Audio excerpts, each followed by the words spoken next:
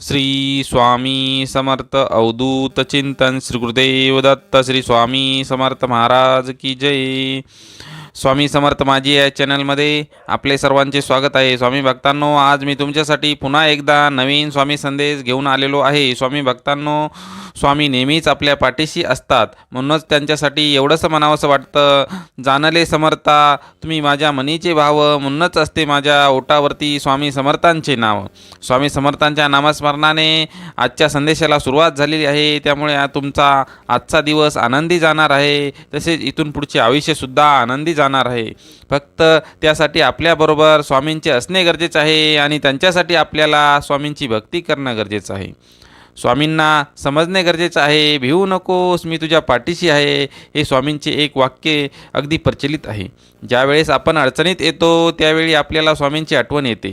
स्वामी मी आपल्या हाकेला धावून येत असतात, पण आपण त्यांना गृहीत धरतो, त्यांना विसरतो। स्वामी आपल्या भक्तांचा हात कधीच सोडत नाही। आपण मनुष्य प्राणी आहोत, त्यामुळे प्रत्येकाच्या समस्या वेगवेगळ्या आहेत, प्रत्येकाचे नशीब वेगळे आहे, प्रत्येकाचं आयुष्य वेगळं आहे, परंतु प्रत्येकाच्या वेगवेगळ्या आयुष्याला सांभाळण्याचं काम हे स्वामी करत असतात।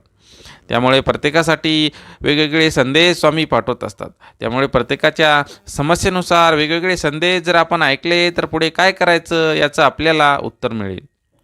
ज्यांनी आज 108 नंबरचा अंक निवडला आहे त्यांच्यासाठी स्वामी सांगू इच्छितात, अरे तू कुठेही असतो, काहीही करत असतो, आणि जर तुझ्या मुखावर सतत आमचं नाव येत असेल तर तुझ्या संसाराचा गाडा चालवत असताना देखील कुठलीही परिस्थिती येऊ, कुठलाही प्रसंग येऊ, तू आम्हाला विसरत नाही, आणि तुझ्या मुखात सतत आमचे नाव असते। तू कुठल्याही मंदिरात जातो, कुठल्याही भगवंतासमोर तू कुठल्याही उभे राहतो, आणि तुझ्या मुखामध्ये फक्त स्वामी समर्थांचे नाव येत असेल तर तू पूर्णतः स्वामीमय झालेला आहेस, तू आमचा झालेला आहेस, तू पूर्णतः स्वामीमय झालेला आहेस। म्हणून तुझ्या आयुष्यात बऱ्याच अशी प्रसंग येतात की तुला वाटते सगळे आता संपलेले आहे, आता काय करावे, सगळीकडे तुला अंधार दिसू लागतो, पण तसेही परिस्थितीमध्ये तुला एक ऊर्जा मिळते, तुला एक बळ मिळते, आणि पुन्हा तू उभा राहतोस।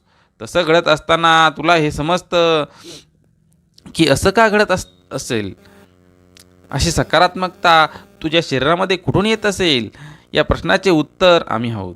तू पूर्णतः स्वामीमय झालेला आहेस, म्हणूनच तुला सांभाळण्याची जबाबदारी आमची आहे, तुझ्या प्रत्येक दुःखाला पळून लावण्याची जबाबदारी आमची आहे। जो आमचा हात पकडतो त्याला आयुष्यात कधीच कोणाचे पाय धरण्याची गरज पडत नाही, वेळ येत नाही त्याच्यावरती। जो आमचा हात पकडतो त्याला कधीच कोणाचे पाय धरण्याची वेळ आम्ही येऊ देत नाही। माझ्या भक्तांचा खटला माझ्या न्यायालयामध्ये चालत असतो, माझ्या न्यायालयामध्ये खोट्याला अजिबात जागा नाही। मी खऱ्या भक्तावरती कधीच अन्याय होऊ देत नाही। मी कुठेही गेलो नाही, मी सदैव तुझ्या पाठीशी आहे, सदैव तुझ्या अंतरात्म्यामध्ये मी वास करतो। जेव्हा जेव्हा तुला माझी गरज भासेल त्यावेळेस तू अंतरात्म्यामधून मला आवाज दे, मी तुझ्या मदतीसाठी धावून येईल। घाबरू नकोस, मी सदैव तुझ्या पाठीशी आहे आणि तुझ्या पाठीशीच राहणार आहे। आता ज्यांनी 121 नंबरचा अंक निवडला आहे त्या भक्तांसाठी स्वामी काय सांगू इच्छितात ते आता जाणून घेऊया। आयुष्यात कधी काळजी, चिंता, प्रश्न येऊ देऊ नकोस, पण तरीही तुझ्या मनात अशी काळजी, चिंता, असे प्रश्न येत असतील, तर तुला भीती वाटत असेल तर तू घाबरू नकोस। तुझ्या आजूबाजूला सदैव दरवळणारी हवा आहे, त्यामध्ये मी आहे, याची तुझ्या मनामध्ये जाणीव ठेव। तुझ्या या स्वामी माऊलीच्या छायेमध्ये यायला विसरू नकोस, कारण आम्ही आहोत ब्रह्मांड नायक। या ब्रह्मांडामध्ये आमच्यापेक्षा चांगला निवारा तुला कोणीच देऊ शकत नाही। तू माझ्या दरबारात येतो हा योगायोग नसून तो मी जुळून आणलेला योगायोग आहे, कारण तुझं आणि माझं नात फार जुनं आहे। आपले जन्मजन्मीचे ऋणानुबंध आहेत। फक्त हे आयुष्य जगत असताना एक गोष्ट लक्षात ठेव, मोह नसावा पैशाचा, गर्व नसावा श्रीमंतीचा, पण झोपडी का असेना पण घास असावा समाधानाचा, तरच आनंद मिळतो या जीवनाचा। अरे भोग हे भोगावेच लागतात, पण त्यांचा भागाकार होत नाही, पण बेरीज होऊ शकते। कर्म जर चांगले असतील आणि तू आमच्या भक्तीमध्ये रममान होत असेल तर वजाबाकी करण्याची जबाबदारी देखील आम्हीच उचलतो। अरे माझ्या भक्तांच्या आयुष्यात लेखक मी आहे। ज्यावेळी माझ्या भक्तांची सहनशक्ती संपते त्यावेळेस त्यांच्या आयुष्यामध्ये काय लिहायचं आणि काय नाही लिहायचं हे आम्ही ठरवत असतो। त्यामुळे अशा भक्तांना आम्ही सांगतो, भिवू नकोस, मी तुझ्या पाठीशी आहे. भिवू नकोस, मी सदैव तुझ्या पाठीशी आहे आणि मी सदैव तुझ्या पाठीशी राहणार आहे. तू फक्त तुझा सत्कर्माचा मार्ग सोडू नको, खऱ्याचा मार्ग सोडू नको, खऱ्याचा मार्ग सोडू नको. आता ज्यांनी 151 नंबरचा अंक निवडला आहे त्या भक्तांसाठी स्वामी काय सांगू इच्छितात ते जाणून घेऊयात. अरे, जो आमचे नाम जपतो त्याला जपण्याची आणि त्याच्या कुटुंबाला जपण्याची जबाबदारी आमची आहे. मग माझे नामस्मरण तुम्ही कसेही केले तरी ते प्रचिती देत असते. तुम्ही कुठेही केले तरी निश्चितच तुम्हाला त्याची प्रचिती मिळते. कारण जेव्हा शेतामध्ये बी पेरलं जातं त्यावेळेस त्याचं तोंड कुठल्या दिशेला आहे हे पाहिलं जात नाही. योग्य वेळ आली की त्याला अंकुर फुटतात. तसंच नामस्मरणाचं सुद्धा आहे. तुम्ही कसेही घ्या, पण तुम्ही मनातून घ्या, अंतरात्म्यामधनं घ्या. तुम्हाला त्याची प्रचिती आल्याशिवाय राहणार नाही. भगवंताच्या मनाशी तुमचं मन जुळल्याशिवाय राहणार नाही. अरे, जो माझं नाव स्मरण करतो त्याला योग्य दिशा दाखवण्याची, त्याला चांगल्या मार्गावर आणण्याची जबाबदारी माझी असते.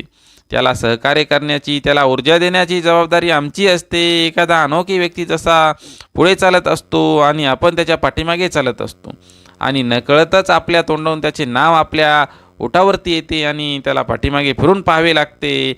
तसेच भक्तिमार्गाचे सुद्धा आहे.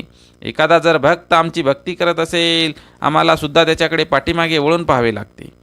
त्याच्या भक्तीला योग्य फळ देण्यासाठी त्याच्याकडे यावं लागतं. त्याची जबाबदारी आम्हाला उचलावी लागते.